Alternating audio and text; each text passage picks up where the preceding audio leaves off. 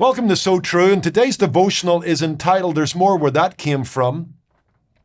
And it comes out of Psalm 23, the beloved psalm about God as our shepherd. And in verse 5 we read these words, "You prepare a table before me in the presence of my enemies. You anoint my head with oil, my cup runs over." I like the story of the lady who went to her local bank to withdraw some money from her account. Having received it from the teller, she proceeded to count it and then recount it in front of him.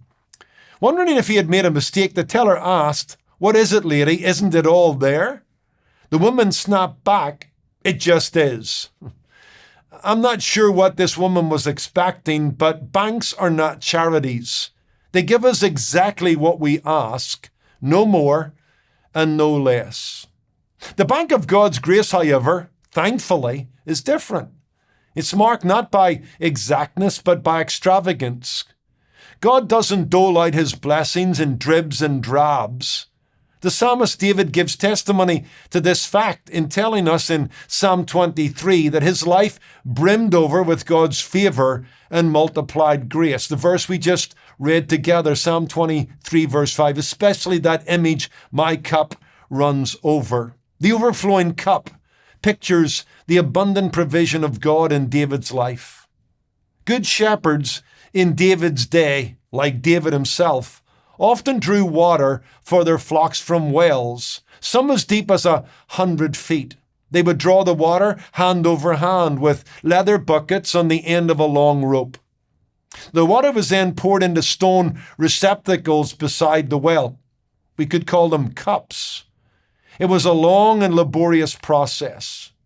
If a shepherd had, say, 50 sheep, he might have to work for 2 hours or more to allow the sheep to drink all that they wanted. But the good shepherd did this out of love for his flock. It was a sign of his tenderness and care for his sheep. Now, in this image, David wants us to see something special, the heart of God toward his people. God loves to give in a way that exceeds our expectations. Isn't it a good thing we don't have to wring anything from the heart or hand of God? God, through Christ, loves to fill our lives to the brim with his goodness and mercy. I love Romans 8, verse 32, where Paul would remind us that God spared not his own son, and then with him has freely given us all things. Our lives brim over with the goodness and mercy of God. It's exceeding. It's extravagant. In fact, I thought about this. Think about some of the ways in which God has exceedingly blessed us. I was thinking one day, and certain texts just jumped out at me, and I'm going to work through them here with you for a moment. If it's salvation we need, well, according to Hebrews 2, verse 3, we have great salvation provided. If it's grace that we require, then God makes all grace abound to us in all things, 2 Corinthians 9, verse 8. If it's peace that we crave, well, according to Isaiah 26, verse 3, God sends us perfect peace, double peace. Peace upon peace is the literal Hebrew. If it's life that we seek, and who doesn't seek life? John 10, verse 10 promises us that God gives us life more abundantly in his Son. Let's not stop there.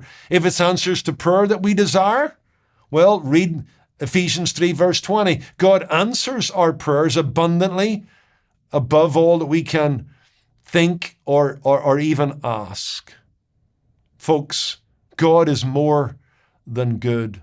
Now, given that reality, along with William Carey, we need to always expect great things from God and attempt great things for God. David has reminded us, and the verses I just worked through remind us that the well of God's promised provision for us will never run dry. That's Philippians 4:19, isn't it? That God will supply our need out of, the abundance of his glorious riches. We mustn't stagger at the promises of God's lavish love. Abraham didn't stagger at God's promise, according to Romans 4, verse 20. James 4:6 would challenge us. There's always more grace. Our plans should also take omnipotence into account.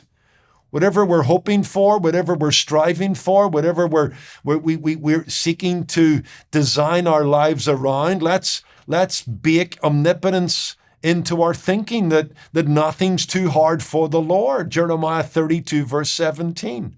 Our dreams should not turn back at the border of human imagination. Look at what happened to Jacob in Genesis 48, verse 11, when he lost Joseph and he sorrowed over his son's seeming death.